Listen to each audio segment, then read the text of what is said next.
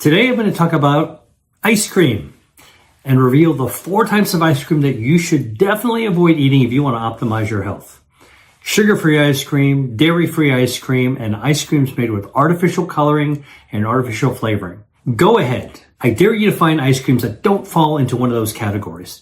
And if you do find it, well, that's a starting point because everyone loves ice cream and it's been around a long time. In fact, what we call ice cream today had its roots in Europe, had its roots in France, England, Italy, and dates back to about 1600s when people figured out that you could add salt to ice in order to make frozen desserts. Now, if you go even further back in history, back to the Persians, back to the Greeks, there were also frozen ice creams, frozen desserts back then as well.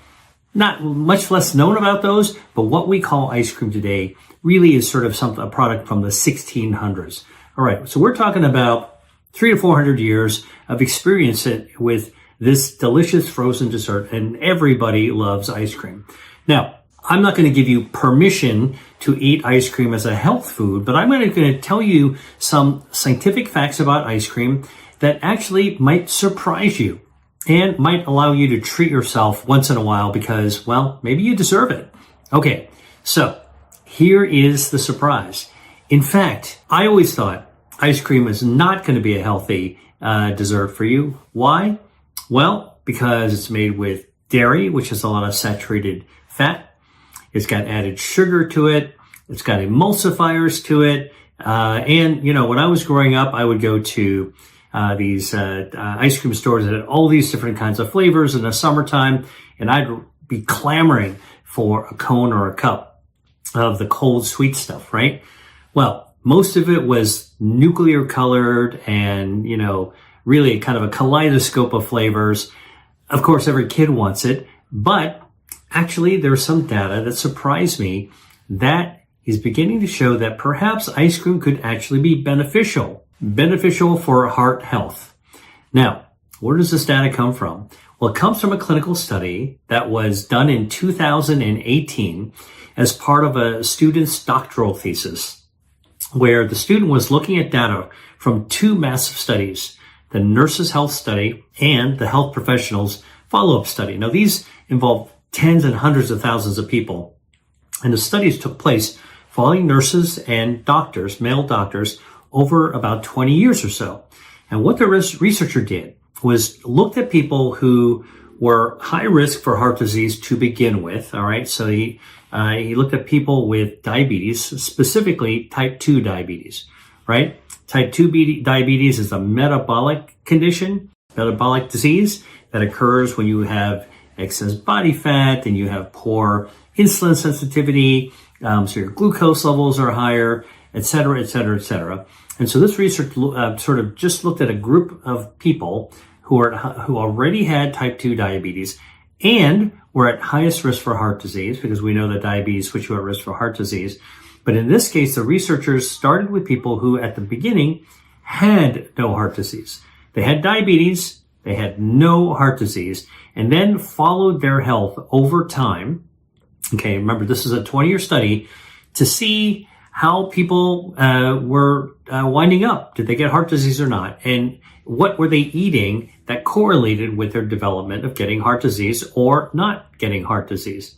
All right, now, so here is a surprise. Remarkably, the results of this study, this research showed that people who ate ice cream no more than twice a week, all right? No more than twice a week. So this isn't like people are eating ice cream twice a day or even once a day, all right? But those people who ate ice cream no more than twice a week had a 12% decrease in their risk of developing heart disease. A 12% decrease in the risk of developing their heart disease. Now, this was a big head scratcher when the results came out. And in fact, nutritionists, including experts from Tufts University, the Friedman School of Nutrition, and Harvard School of Public Health, have been looking at the data and scouring it, trying to find out if there was some problem in the analysis. And nope, this actually looks like a pretty solid finding. So, head scratcher though, and this is what happens in medical research, sometimes we come up with a result that we really can't explain. Doesn't mean that just because we can't explain it, it's wrong, But it means that we need to actually study it further, and we need to be as smart as possible to figure out how it could be. Now, this mystery about how ice cream, no more than twice a week, could be beneficial for heart health, meaning reducing the risk of developing heart disease compared to people who ate ice cream more than twice a week, or people who actually comes down to a bunch of different hypotheses. I'll tell you what my thinking is, if I had to explain it as a researcher, as somebody who studies food as medicine, is that ice cream is cold, right? So when you eat ice cream, you're having some of this cold stuff go down your stomach, all right? And the cold temperatures of the ice cream could activate receptors inside your stomach. These are like temperature gauges, all right? Like thermostats in your stomach, and they sense temperature. If you drink cold water, you'll turn on these little sensors. And you have ice cream. Well, I figured that could also turn on these receptors.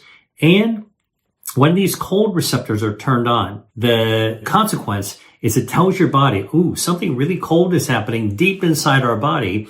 We better turn on the turbojets to warm up the system, warm up the body, all right? And so this process of turbojetting to warm up the body is called thermogenesis. Thermo, heat, genesis, generating heat, all right? And all of a sudden your body generates heat. And in order to generate heat, the body has to burn down fuel. Need fuel to burn it down, body fat, to create heat to burn down body fat. And so it'd be like just if you were cooking and you had a gas range in your house, if you wanted to actually turn on the range top, what do? You turn on the knob, it goes click, click, click, whoosh, right? And when that stovetop goes whoosh, that would be like thermogenesis inside your body. It's got to draw down a fuel. Might come from the gas line to a tank by the side of your house, or from the town, for example, in your body. In order to, when you feel something really cold in your stomach, activates those temperature sensors. All right, it sends a signal. Time to click, click, click, whoosh. And the fuel it's got to draw from comes from harmful extra body fat. All right. So my hypothesis as a scientist, and I'm just speaking candidly with you sort of as an idea, because a lot of other really smart people have been head scratching trying to figure out how could ice cream possibly benefit heart health.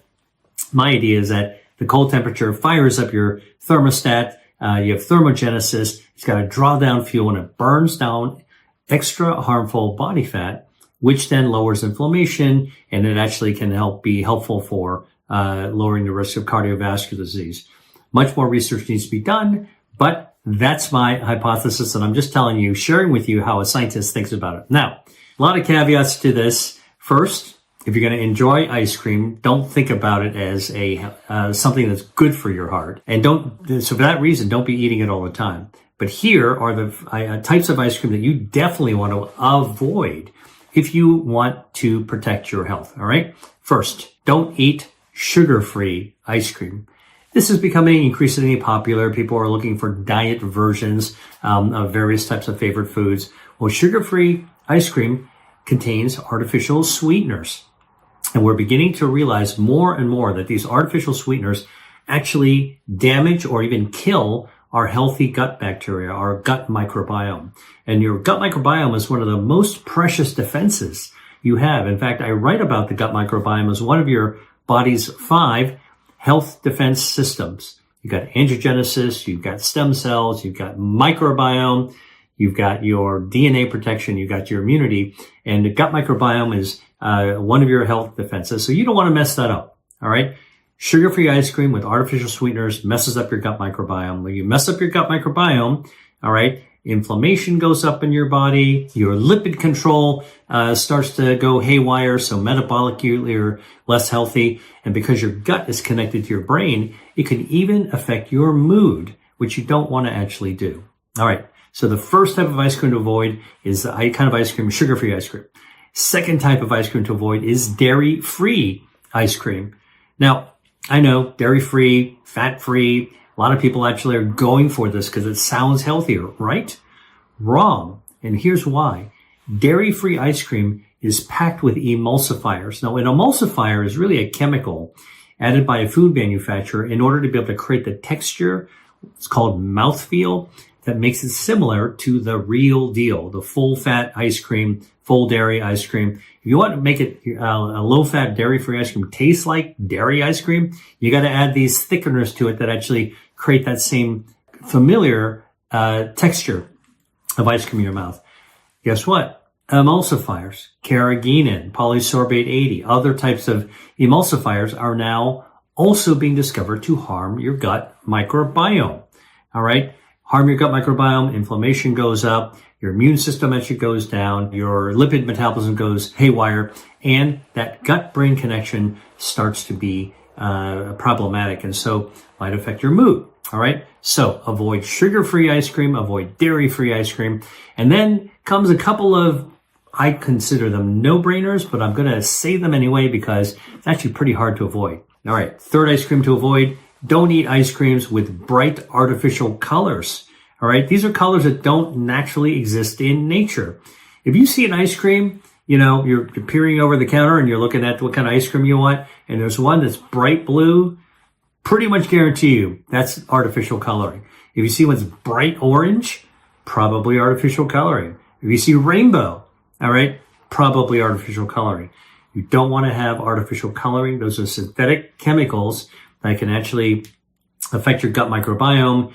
They can actually put a burden on your, cause oxidative stress in your body as well. Just stay away from artificial colors. If it looks really attractive, if it looks like it came out of one of these bright magic markers and it's ice cream, as visually appealing as it might be, and believe me, when I was a kid, I loved that bright colored stuff. Stay away from it. Artificial, not good for you.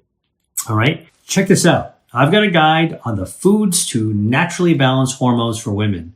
I picked 5 foods that are packed with disease-fighting bioactives that are especially impactful for women, and I want to share it with you. It's yours right now for free in the caption below.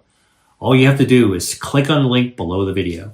And the fourth kind of ice cream to stay away from are ice creams made with artificial flavors. If you've ever had a natural ice cream made with real, genuine fruit flavoring, you'll realize, first of all, it tastes really amazing. All right, if they use really ripe fruit and make it the right way.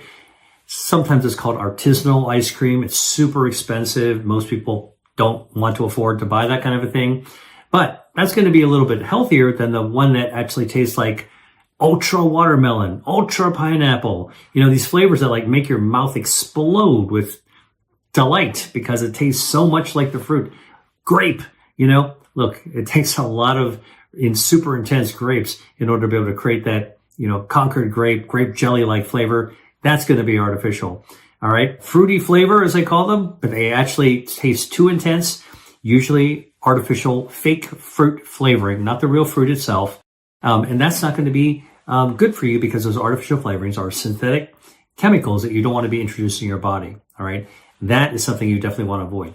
And by the way, I don't think I need to tell you that there's no natural flavor called bubble gum or cotton candy.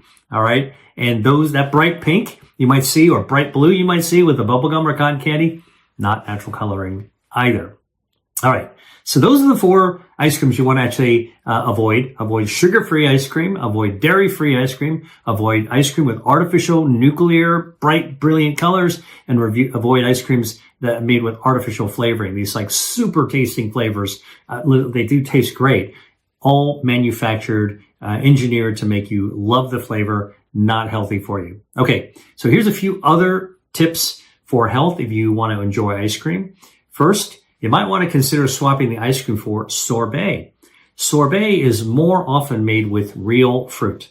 Now, both ice cream and sorbet have a lot of sugar, so you got to limit what you consume to just a small amount. How small?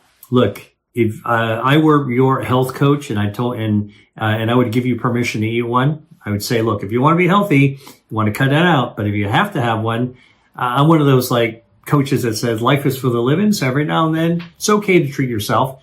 Food for health shouldn't be about deprivation 100%. But if you're going to have ice cream or sorbet being a little bit healthier, all right, just eat 1 scoop. 1 scoop rather than 3 scoops, which you might be tempted to order, right? Like we all walk into the ice cream store and we feel like we're kids again. Oh, but we're adults, we can afford it. So I'll take those 3 scoops that you didn't get when you were a kid. You shouldn't get it as an adult either. All right. So finally, let me just remind you again.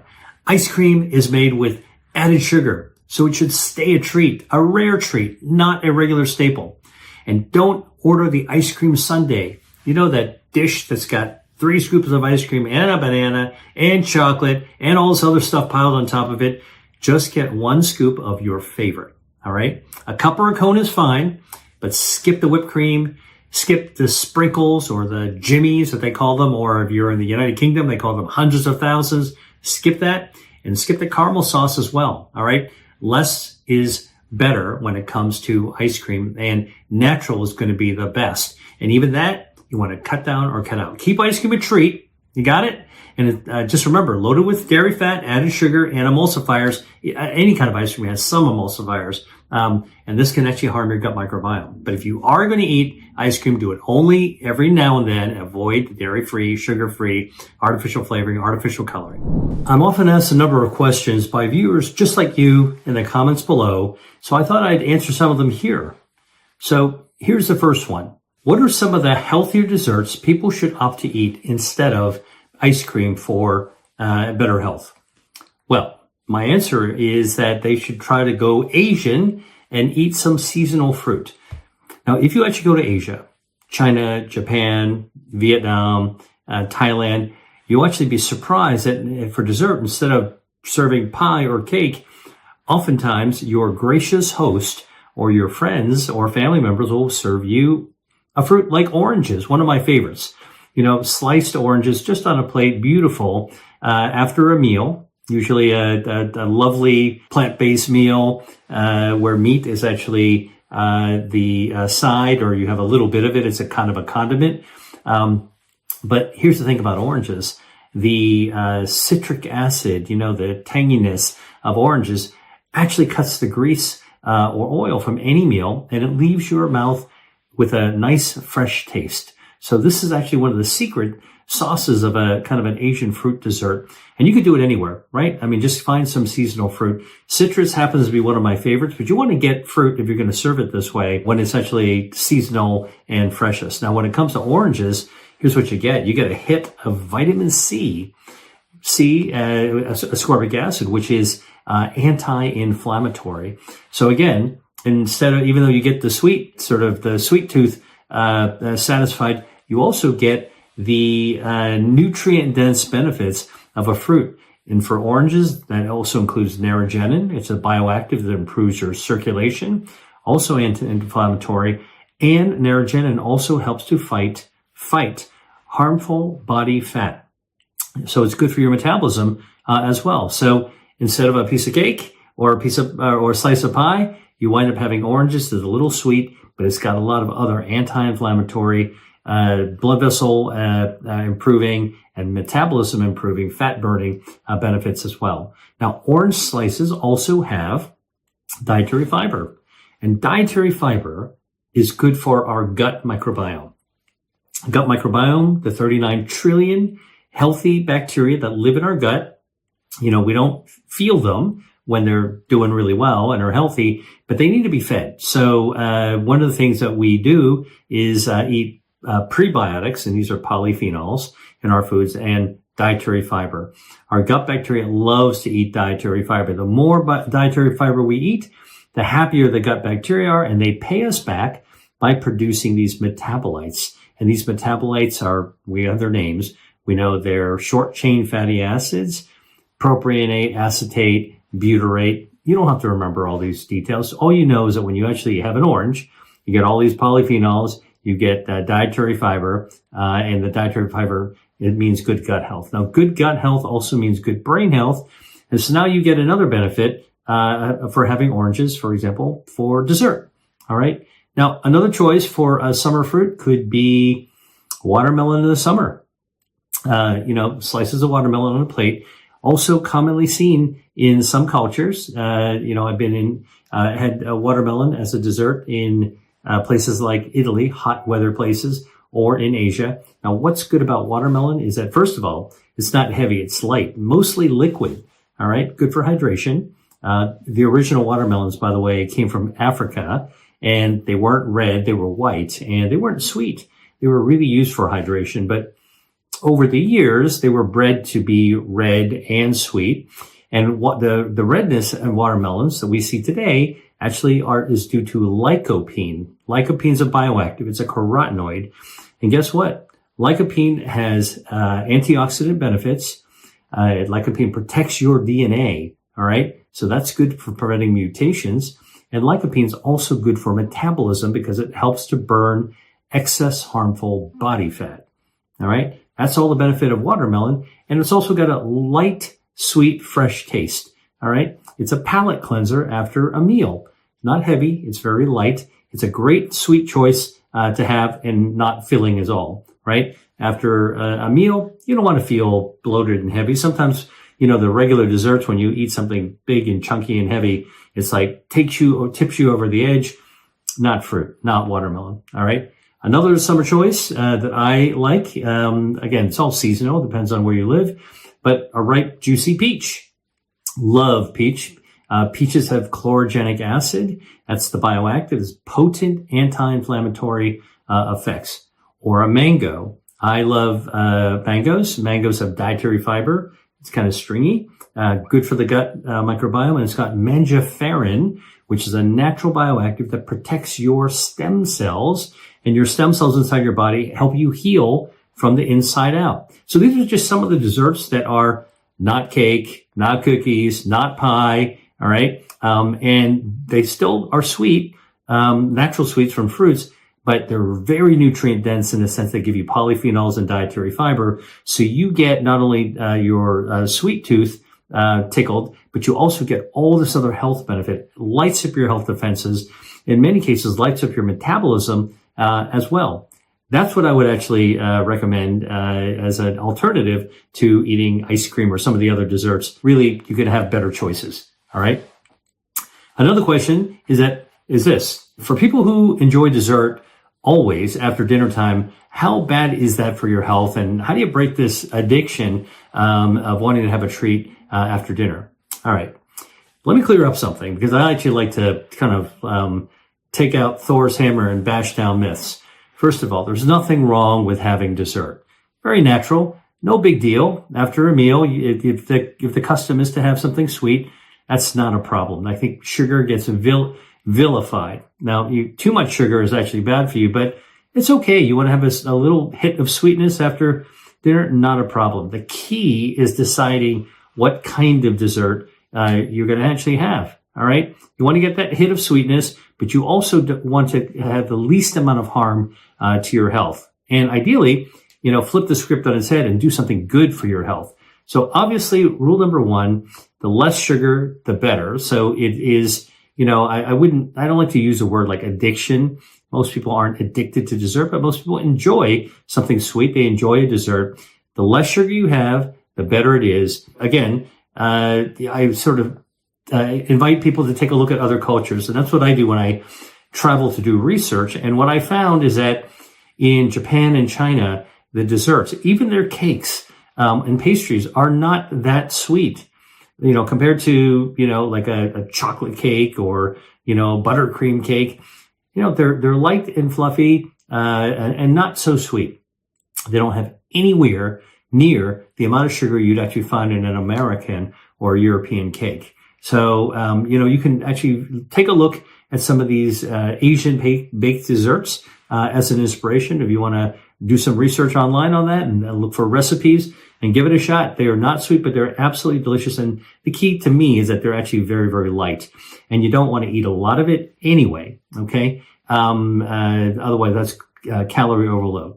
Now, the other thing, as I mentioned before, is that you can actually have a fruit dessert. Fruits give you that hit of sweetness, but they offer you a nutrient-dense, polyphenol-rich, dietary fiber-rich alternative that actually adds to your health. Okay, so even you get a little bit of sugar from the fruit, you get so much more. That's actually good for your health defenses, good for angiogenesis, good for your stem cells, regenerative system, good for your gut microbiome, good for your DNA protection through antioxidant activity, and good for your immune system by lowering inflammation and in some cases boosting your immunity. All right. So again, fruits are a really, really great choice. Now, if you're going to get fruits and you want to get the most out of the fruits, Get them seasonally, get them ripe. Okay. They're actually going to taste a lot better. And the point isn't to, be a robot and go after fruits, but enjoy something that's really delicious at the peak of its ripeness where it's going to taste really, really great. By the way, at the time that the fruits are ripe, that's usually when they have the highest amount of polyphenols, as well. All right. So just enjoy the fruits. And if you really want to ace out on your bioactives, try organic fruits, because fruits that are grown in the most natural state, organic state, no artificial pesticides, they have to work a little harder to stay healthy because of all the natural bugs and little insects that are nibbling on the leaves and stems. And part of how that plant heals itself is by producing more of these bioactives. So naturally grown plants have more healthful bioactives. And the final thing I'll say about dessert is, what I recommend you stay away from. Try to stay away from pre-made, ultra-processed desserts or elements for the desserts, because they're going to contain a lot of preservatives, emulsifiers, additives, and probably artificial coloring, artificial flavoring. All right. Sprinkles or jimmies or hundreds of thousands on ice cream, that stuff is all candy, and with a lot of food coloring in it. And you also want to stay away from things like, whipped cream in a can. All right. That's probably not pure whipped cream, not as good as regular whipped cream that you would make yourself, but also it's an ultra processed food. Or another example would be artificially flavored and colored jellos. You think that, the gelatin actually comes in nuclear green or nuclear red. They look like a green light or a red light. No way. That's all artificial coloring. You want to stay away from that. You want to stay from packaged cookies, all that kind of stuff. Shortening, if you go to a bakery to go buy it, a lot of times they actually use shortening to be able to make the cookies.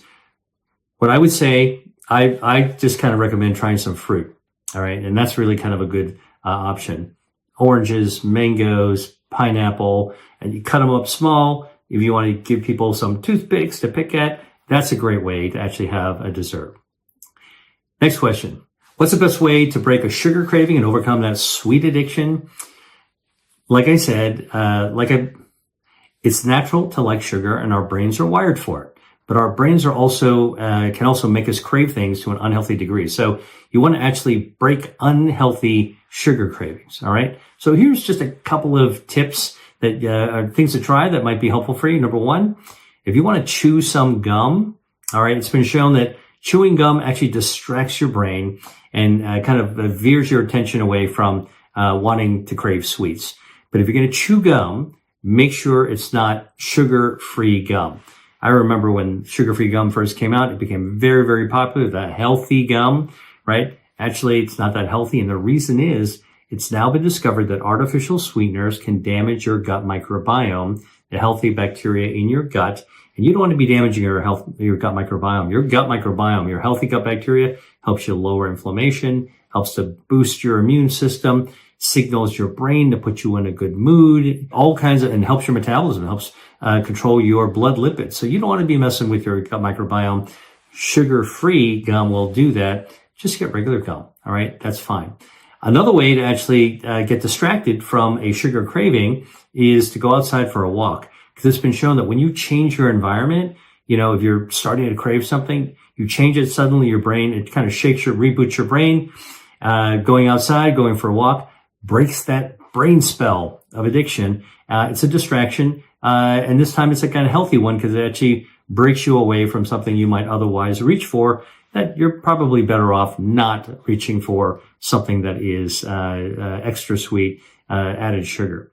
Now, another way that you can actually kind of break the chain of addiction or break your sugar craving is actually to eat something salty.